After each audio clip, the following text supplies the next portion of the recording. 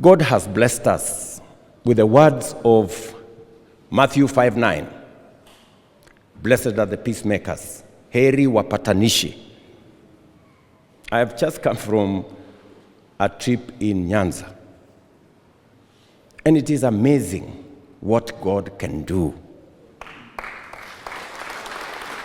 You know, it is almost a miracle that the people who are on extreme sides a few months ago, today we are speaking as though we are very long time brothers and sisters and friends.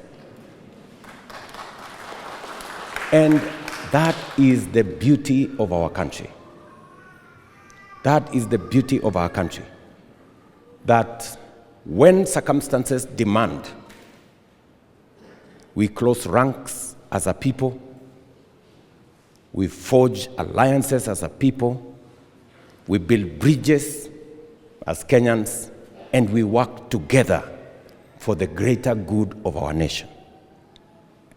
And I want to encourage and promise us as Kenyans that those who want to divide us will fail, and they will fail miserably.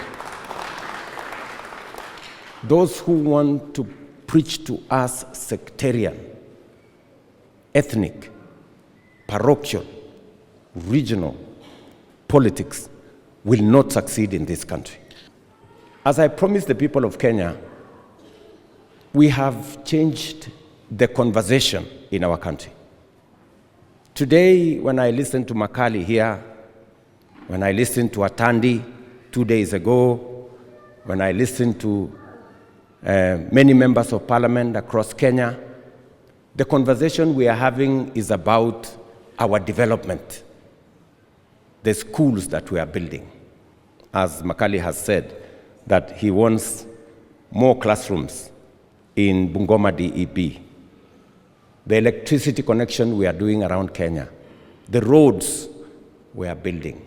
So that conversation as to this road was promised, has not been built, that road is ongoing, but slowly that road is going on well. That conversation about issues, development in our country is a very, very positive conversation.